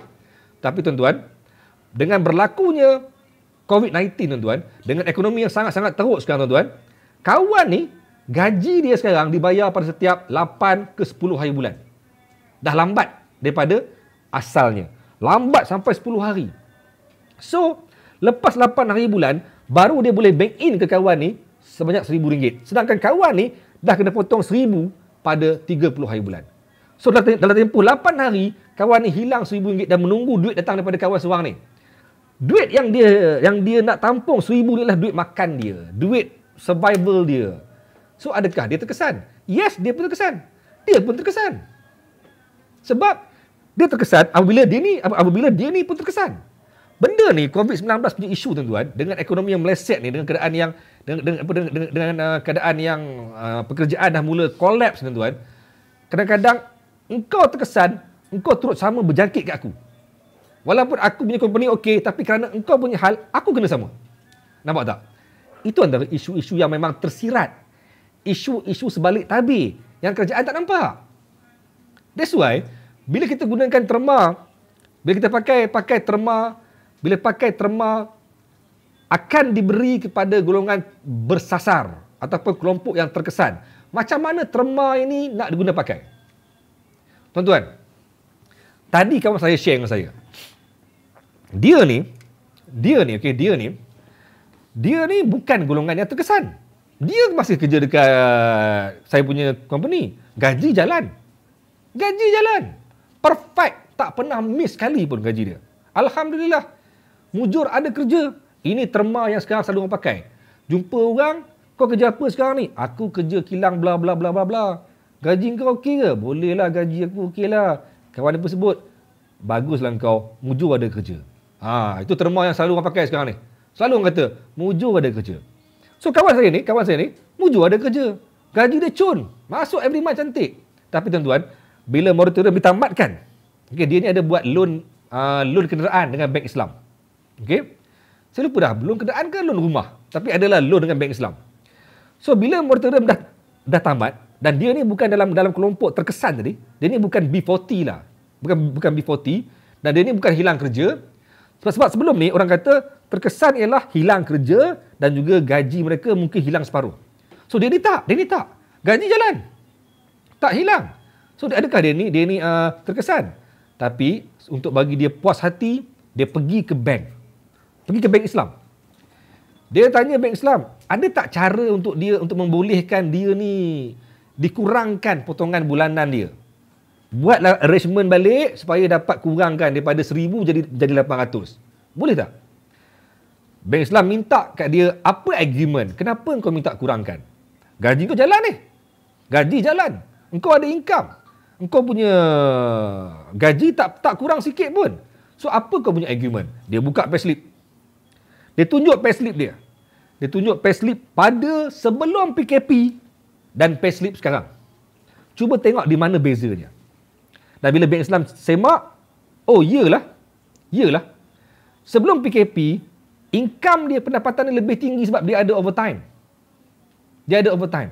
So income dia lebih tinggi. Dan time tu dia mampu untuk nak bayar duit kereta, bayar duit rumah. Dia mampu time tu. Tapi dalam tempoh PKP, dia kena work from home. Work from home, kau nak claim overtime macam mana? Payah nak claim overtime. So kau work from home. Engkau tak nampak fizikal kau di office. Apa yang kau buat? So, kau nak clear overtime payah. Jadi, pada tempoh PKP, dia langsung tak ada overtime. Jadi, atas dasar itu, bank ni muncullah. Bank ni baik. Bank ni bijak. Dan dia cukup prihatin lah. Dia tengok, oh lah betul lah. Kau punya gaji kau macam berkurang banyak sebab kau tak ada overtime. So, okey lah. Atas pertimbangan pihak bank, dia dapat kurangkan RM200 daripada bayaran ansuran bulanan dia tu. Tapi dia orang ada buat arrangement lah. Mungkin tambahkan dia punya tahun ke apa something ke. Boleh buat. So, bank ini melihat sampai ke arah itu. Dan inilah yang sebenarnya yang kita nak sampaikan. Bila kerajaan kata golongan terkesan, adakah kita perlu nak diinterview semua orang? Apa masalah kau? Masalah aku tak dapat OT. Alang tak engkau lah. Engkau gaji jalan kan? Gaji jalan. Engkau ada allowance jalan. So, engkau ni okey lah. Kerja jalan, mujur ada kerja. Nampak? Mujur ada kerja. So tak ada masalah. Kau boleh kerja. Tapi dia tak tanya, kau anak apa orang? Anak kau diorang semua kena pakai handphone kan? Untuk buat Google Classroom. Oh kena. Lepas tu kau OT kau macam mana sekarang ni? Engkau punya macam mana? Engkau punya macam mana? Tak, diorang tak check. Diorang tak perlu nak check sampai tahap tu bagi mereka. Sedangkan itu juga membawa kepada trauma terkesan. Payahlah definisi. How to definition kan? Macam mana untuk mendefinasikan terkesan? That's why sekarang ni ada yang kata tak payah gunakan terma terkesan. Engkau offer to all, siapa yang nak ambil lah. Itu duit aku. Kalau aku rasa aku tak nak ambil, aku tak ada keperluan untuk ambil, tak payah ambil lah. Berapa ramai tak ambil yang 500 sebulan tu? Ada yang ambil cuma 200 sebulan. Ada yang tak ambil langsung. Ada yang ambil full 500. Sama macam ni juga. Kita letak maksimum 10,000. Mungkin ada orang yang dalam akaun ni cuma ada 5,000 boleh keluarkan. Dia ambil 5,000 tu. Atau dia rasa macam aku ni dah kaya, aku ni memang tak ada masalah. Aku tauke besar. Company ni aku punya. Nak keluar buat apa? Aku tak nak ambil. Tak apalah. Tapi kalau apa dia ambil nak beli iPhone 12 katalah. Lantak dia duit dia. Okey, break jap.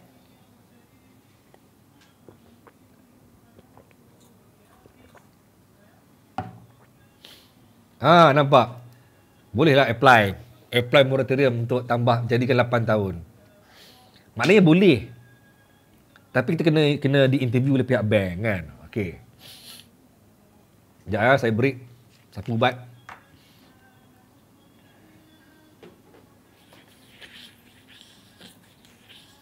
Boleh lega. Okey. Apa lagi komen-komen korang ni? Ada buat sewa guna personal loan tapi COVID penyewa tak bayar. Ini terkesan. Nampak tak? Yes. Aku terkesan sebab aku buat sewa rumah guna personal loan. Tapi sebab COVID penyewa tak bayar. Macam mana nak cakap? Benda ni terkesan bukan hanya tengok kena buang kerja. Bukan hanya tengok business collapse. Okey, katalah saya ni. Saya nampak lagi setahun company saya akan collapse. Akan jatuh gila-gila punya. Dan saya perlukan something. Plan now. Saya nak buat bisnes. Saya nak buat minyak angin ke apa ke. Saya perlukan modal 10,000. Ini masa dia. Korang kata, tak ada OT, tak ada overtime. Cari peluang kerja lain. Cari peluang bisnes lain. Cari alternatif buat bisnes. Ini masa terbaik untuk buat bisnes. Tapi tak ada modal. Modal tak ada. Nak ambil mana modal? Nak buat pinjaman, payah. Nak bayar bulan-bulan lagi. Aku dah lah terkesan dengan ekonomi sekarang. Aku nak buat loan lagi, nak bayar lagi bulan-bulan. Personal loan. Mangkuk. Memang mangkuk lah jawabnya. Dah lah aku teruk, aku nak kena bayar lagi bulan-bulan. Inilah masanya. That's why cadangan inilah cadangan yang sangat-sangat baik sebenarnya. Cadangan untuk membolehkan rakyat kita mendapatkan satu dana segera. Ada yang kata bayar secara berperingkat. Sebulan 1,000. Tak payah. Kalau saya lah tak payah. Kau bagi sebulan 1,000 tak nampak pun. Contoh. Dia bagi kita sebulan seorang 500. Dengan potongan KWSP. Semua majoriti orang ambil kan. Sebulan 500. Kau nampak tak itu? Kau nampak tak? Tak nampak pun. Dapat 500, pam beli barang dapur, habis. Nak buat modal berniaga. Tak ada sembang modal berniaga dengan RM500 sebulan. Tak ada. Jadi, that's why lah dicadangkan untuk diberi secara one off. Bagi 10K. Berapa kau nak? Kau nak 8,000? Nah 8,000. Nak 5,000? Nah 5,000. Buat apa kau nak buat? Kalau bagi secara 1,000, bagi secara 500, dapat 1,000, nak berniaga apa 1,000? Kalau perlukan modal 5,000, simpan 5 bulan baru dapat berniaga. Sama juga jalan dia. So, the best is one off. Tak nak keluarkan, nak simpan untuk hari tua. Simpan lah. Apa isu dia? Kan? Tapi sekarang soalnya ialah, kenapa yang korang nak mempertahankan sangat? Kenapa yang korang nak jaga sangat, tak bagi orang ambil? Sedangkan itu duit aku. Itu duit caruman aku dan juga majikan aku. Itu isu dia. Dan aku mungkin perlukan pada ketika aku sangat-sangat memerlukan. KWSP bukan sekadar untuk simpanan hari tua, tapi simpanan pada masa-masa yang sangat-sangat diperlukan. Dan sekarang ni ialah kita masa yang sangat mencabar. COVID-19 takkan tamat esok. COVID-19 takkan tamat lusa. COVID-19, keadaan ekonomi semasa, sektor perhotelan yang drop, sektor pelancongan ranap. Pelancongan ranap. Berapa ramai turis group, company-company yang buat pelancongan ni ranap, gulung tikar. Bila dia gulung tikar, berapa ramai pekerja dia hilang pekerjaan. Berapa banyak sektor perhotelan yang dah mula slow. Media pun slow sekarang ni tuan-tuan. Jadi korang rasa macam, oh, kau masih ada kerja, kau bukan golongan yang terkesan. Salah kot cara korang fikir ni. Kan? Kalau 2,000 kali 5 bulan, 5,000 kali 2 bulan. Saya setuju jugalah. Bukan semua. Saya faham pasal bayaran cara berperingkat. Tapi bagi saya macam tak membantu sangat pun. Sekarang ni orang perlukan satu dana, antara tujuan dia sebut 10K ni, supaya orang dapat gunakan 10K ni untuk planning something. Termasuklah planning pasal iPhone 12. Tapi lantak dia duit dia. Cuma kita mengharapkan ia dapat bantu orang untuk nak something, untuk nak plan something. Saya sendiri kalau dapat 10K, bukan saya nak buat bisnes saya memang tengah buat R&D, nak keluarkan minyak macam ni. Minyak angin yang ada pelbagai bahan-bahan yang premium. Tapi modal lah. Mana nak korek modal? Inilah masanya. Payahlah cikgu, duduk sendiri pun payah nak lulus kan. Hotel bagi diskaun lah sikit apa ni. Kalau sempat hari tua tak sempat. Kalau sempat hari tua, betul. Kalau sempat hari tua, silap-silap tak sempat. Angin. Betul. Logik. Okey, hotel bagi diskaun apa ni. Malulah cikgu, duit sendiri pun payah luluskan. Tempat saya pelancongan tutup. Banyak dah tutup. Yang meniaga-meniaga ni banyak dah ranap dah. Jadi sekarang, sebut tabung baru teringat tabung unta Arab. Okey. Government lah akan collapse, bukan KWSP. Kenapa pula Kenapa pula government nak collapse? Dapat 10K buat bayar hutang je. Okey EJ, sekurang-kurangnya adalah 10K untuk bayar hutang kan. Daripada sekarang ni tak ada 10K tu. Nak mencari pula 10K ni. Dalam keadaan yang company tengah drop. Berapa banyak orang moratorium bantu banyak sebelum ni. Tapi COVID belum selesai. Ekonomi belum pulih. Orang masih lagi survival dengan pelbagai penambahan kos di rumah dia. Dalam life dia, penambahan kos. Tadi saya sebut kan. Mungkin korang kata saya ni sembang belagak pula. Semua anak kena bagi handphone. Bukan soal belagak, tapi itu realiti. Korang ada 5 anak, korang faham lah.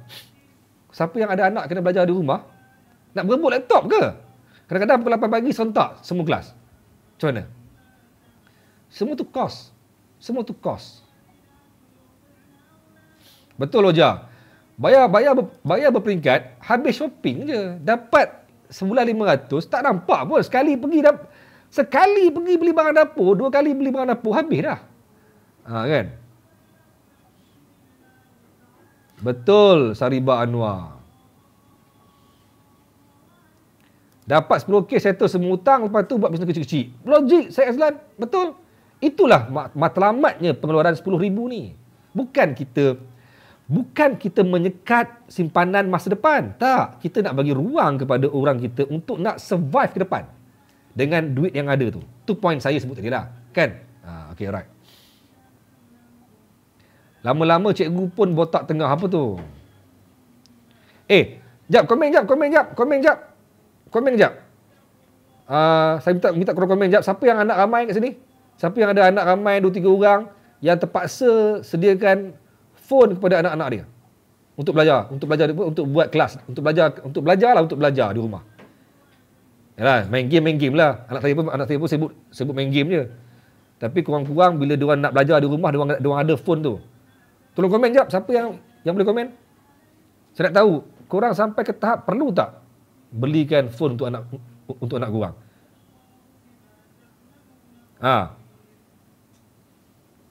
Anak 4 orang. Kena beli tak? Kena tak pastikan anak korang ada akses untuk belajar dengan menggunakan online system ni?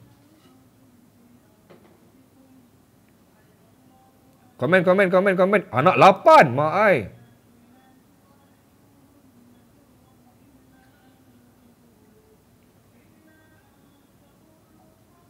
Saya buat kelas online, kelas belakang. Tapi seorang dua je ada. Sebab ketiadaan device, data. Betul tak Cik Amy? Nampak tak? Cikgu berpening. Sebab tak ada device. Saya nak 4 semua bagi handphone. Sebab saya dah pening semua masuk handphone saya. Sekali 4 kelas. Lagi daya. So nak tak nak kena pastikan anak korang ada akses. Kena beli. Duit siapa? Duit bapak dia. Habis kuat pun pakailah sikit duit raya anak kan. Kan? Tapi still korang akan rasa terkesan walaupun korang masih kerja. Korang masih dapat gaji. Tapi korang ada benda lain tau yang berlaku kerana COVID-19 tengah ada. Kan? Wahid Gani, saya 6 orang anak semua belajar online. Nak berebut laptop ke?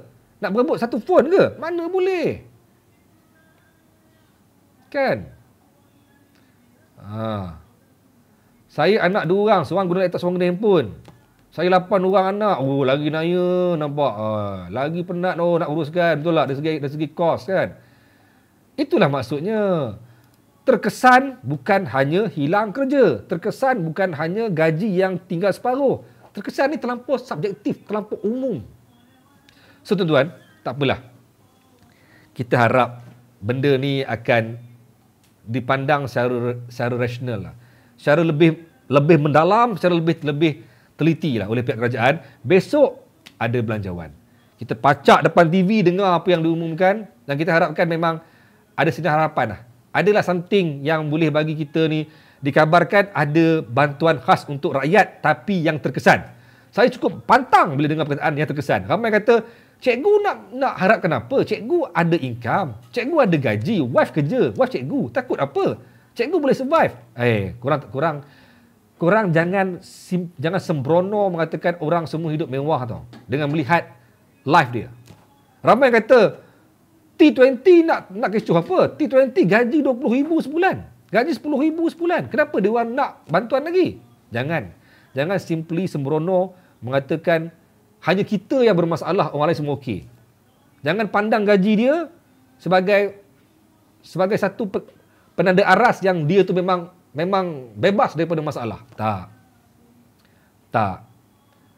Ada orang yang gaji banyak tapi hidup dia susah. Ada orang gaji sikit, hidup senang. So benda ni sangat-sangat subjektif untuk kita nak terus meletakkan satu persepsi kepada apa saja keadaan. Jangan sembrono. Betul, apa T20 ni tak ada hutang ke? Apa T20 anak seorang ke? Janganlah. Jangan. Dalam keadaan sekarang ni semua orang memerlukan satu perhatian yang khusus sebenarnya. Semua orang berhak untuk mendapat perhatian. Faham tak? Baik tuan-tuan. Saya nak beritahu korang sebelum saya stop saya punya live tuan-tuan. Saya nak beritahu besok jangan lupa belanjawan, korang tengok, korang nilai sendiri, belanjawan mesti diluluskan paling lewat hujung November atau awal Disember. Mesti diluluskan. Kalau belanjawan tak lulus, kalau bajet 2021 tak lulus, cikgu sekolah tak ada gaji tahun depan. Dana kerajaan hanya ada sampai dana ataupun pertukaran tahunan hanya sehingga bulan Februari 2021. Kalau bajet tak lulus, cikgu sekolah tahun depan tak ada gaji. Ahli parlimen pun tak ada gaji. Orang yang kerja di semua sektor kerajaan tak ada gaji. Jadi bajet besok penting dan mesti diluluskan sebelum masuk bulan 12 atau selewat-lewatnya pada awal bulan 12. Jadi kita harapkan benda ni lancar. Tengoklah esok apa yang ada. Apa yang akan diumumkan dan apa pula yang saya nak umumkan tuan-tuan. Saya nak beritahu korang, bermula pertengahan November, alhamdulillah atas usaha saya membuat live tanpa henti daripada bulan 3 tu hari sampai sekarang, bermula pertengahan November, program Diary Wartawan ni, Diary Wartawan ni, program ni akan disiarkan secara langsung dalam platform harian Metro pada setiap hari Ahad malam. So bermula lepas ABP lah dalam pertengahan ataupun minggu ketiga bermula minggu ketiga bulan 11 ni, program saya ni akan ada macam ni, sama macam ni, tapi dalam ruangan harian Metro. Secara official akan diletakkan sebagai program khas dalam harian Metro. So saya harap korang yang masih lagi support saya ni, jom ramai-ramai kita tengok saya punya live lepas ni dalam harian Metro. Diary Wartawan akan ada di harian Metro. Alhamdulillah, saya bersyukur kerana Diary Wartawan diiktiraf untuk diangkat ke harian Metro.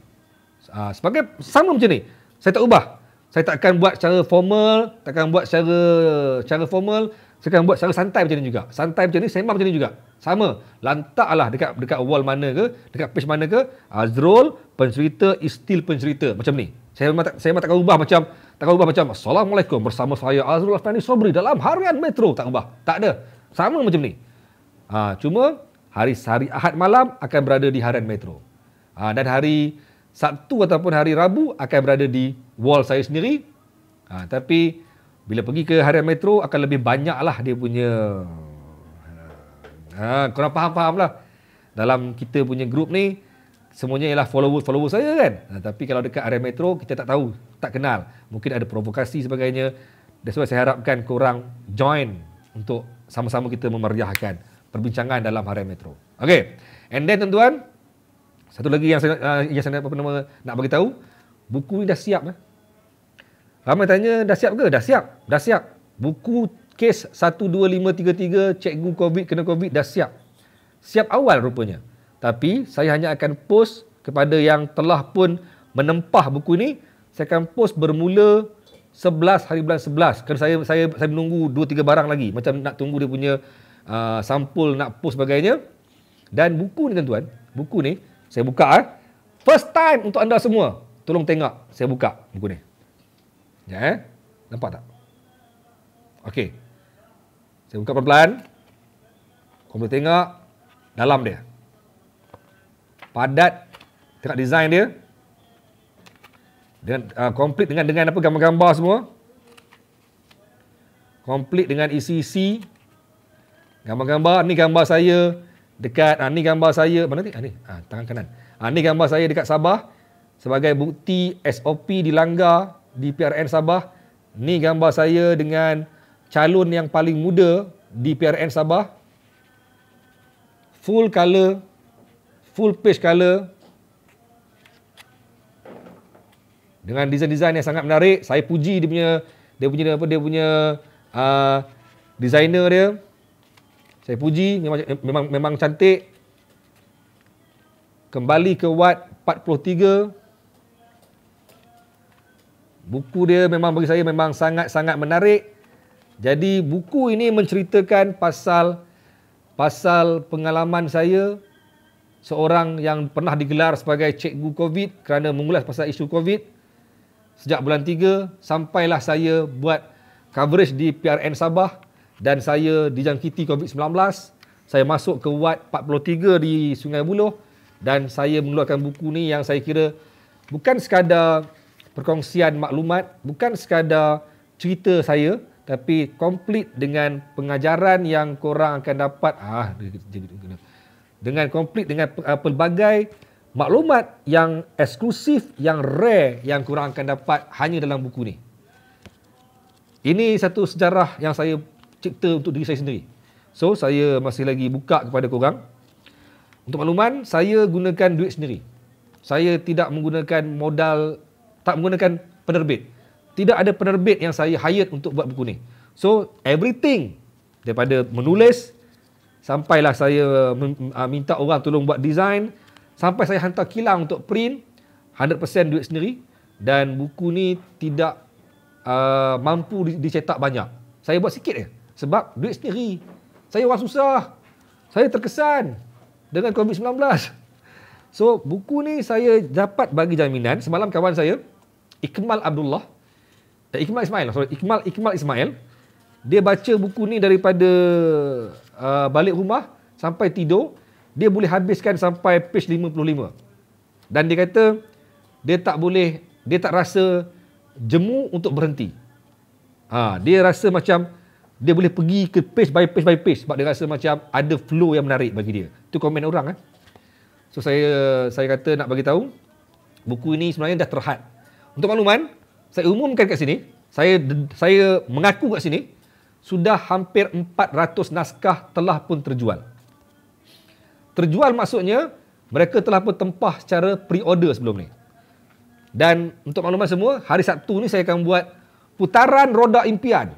Akan pilih 5 orang daripada 400, daripada lebih kurang 400 tu untuk menang 5 hadiah lucky draw. Jadi dah 400 terjual. Saya tempah tak banyak tuan-tuan. Jadi bakinya pun dah tak banyak. Jadi siapa yang nak, masih lagi ada stok dia. Masih lagi ada buku ni. InsyaAllah korang ada peluang lagi untuk memiliki buku ni. Sila WhatsApp saya. Nombor ada kat sini. Tu 012. Bukan lagi pre-order. Bukan lagi pre-order. Pre-order ni dah pun ditutup. Dah no more pre-order. Siapa yang bayar sekarang atau siapa yang beli sekarang dianggap sebagai pembeli. Pembeli buku fizikal.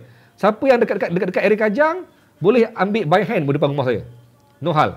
Siapa yang di Kajang, di Bangi, di Bangsa, di KL, di Ceras ke apa ke, nak datang jumpa saya, silakan. Saya boleh, tak payah post, lagi senang.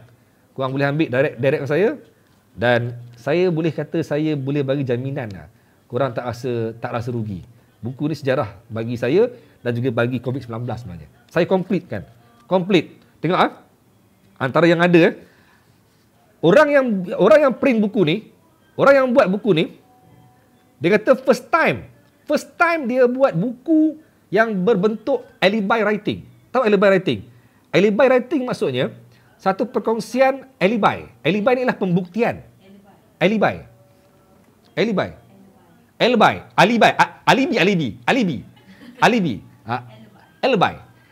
writing maksudnya ialah pembuktian. So dalam buku ni ada pembuktian COVID, pembuktian daripada bulan 3 sampai saya masuk buat. Pembuktian maksudnya siapa yang pegang buku ni, dia akan tahu apakah SOP yang dilanggar ketika di Sabah. Saya wartawan yang pergi sana. Apakah SOP yang dilanggar dan apakah yang berlaku dalam wad? Korang tanya pasal dalam wad makan apa, ubat apa, macam mana kami ni dirawat. Dalam ni komplit dengan gambar-gambar komplit. Dengan gambar-gambar. Alah. Kenapa dia jadi macam tak fokus? Dengan gambar-gambar komplit dalam wad. Daripada hari pertama masuk wad. Daripada hari pertama saya masuk wad, daripada hari pertama saya sampai dari Sabah, dia komplit. So dia ialah buku alibi writing. Dan yang paling menariknya ialah dia orang kata, yang buat design kata, ni pertama kali dia buat buku alibi dan buku yang dalam dia ada komplit dengan QR code. QR code ni, korang baca story, korang scan QR code ni, dia akan bawa korang ke video pembuktian apa yang saya sebut. Contohnya kalau saya sebut pasal langgar SOP, korang boleh tengok video dekat Sabah apa yang saya langgar SOP tu. Korang boleh tengok video yang pertama PM umumkan PKP. Scan barcode ni, scan QR code ni, korang akan dapat tahu apakah pengumuman pertama PM pasal PKP. So ini ialah satu buku, bukan setakat buku novel. Ini bukan novel. Walaupun ditulis dalam bentuk novel, walaupun ditulis menggunakan bahasa monolog, bahasa novel, tapi ia ialah satu buku alibi writing. Ia bukan travelog, ia bukan novel, ia sebuah buku alibi. Saya macam Pak Lebay bunyi. Dah macam Pak Lebay je bunyi. Alibi, Pak Lebay. Okey, boleh lebih kurang. Alibi, Pak Lebay. Okeylah. So, again saya bagi tahu, buku ni hanya tinggal berapa ratus unit lagi. Saya dah jual 400 unit. Bukan dah jual, dah ada pembelinya yang akan saya post bermula 11 hari bulan 11. Lazada sale, Shopee sale, 11. So, tolong, kalau korang rasa korang nak simpan buku ni jadikan sebagai korang punya Buku yang bermanfaat, saya galakkan. Tak mahal pun, RM25 saja. Hanya RM25. Simpanan untuk anak cucu.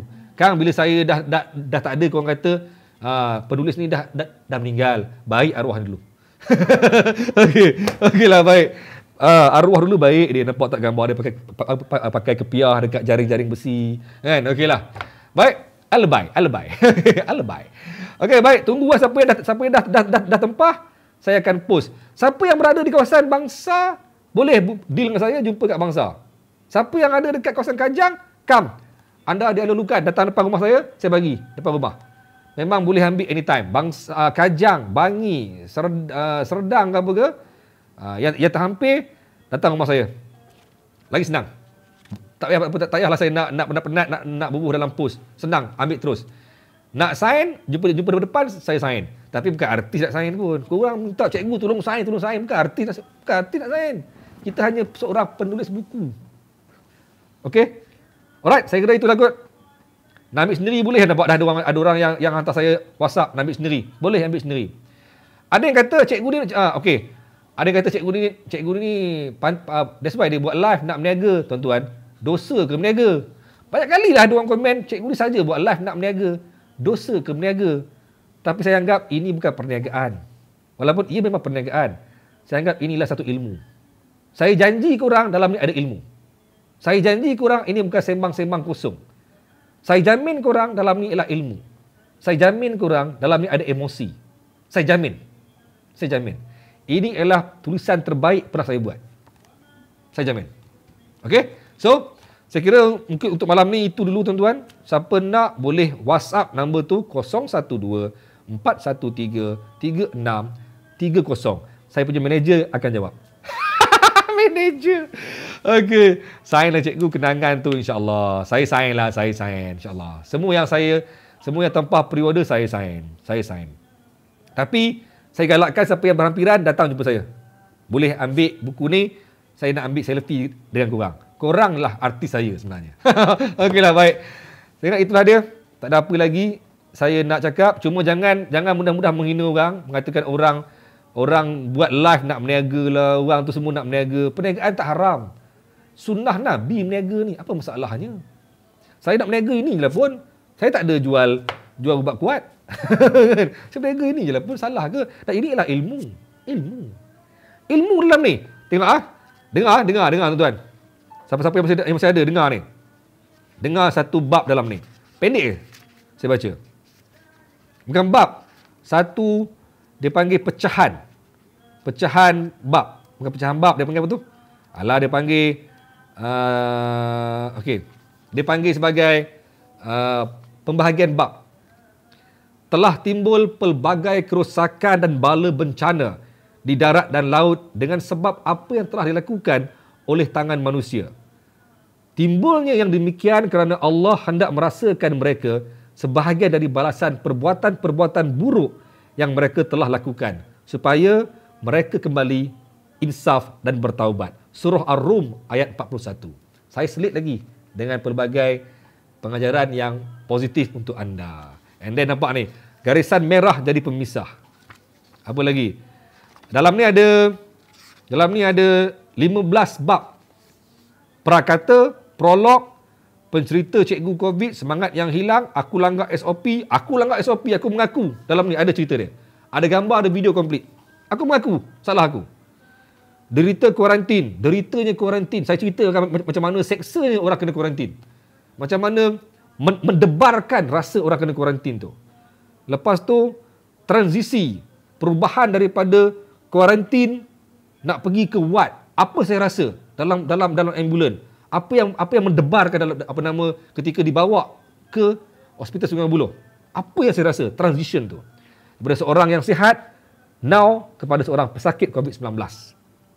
Lepas tu welcome to ward 43, masuk ward 43. Apa yang berlaku dalam ward tu? Apa yang korang selama ni salah faham?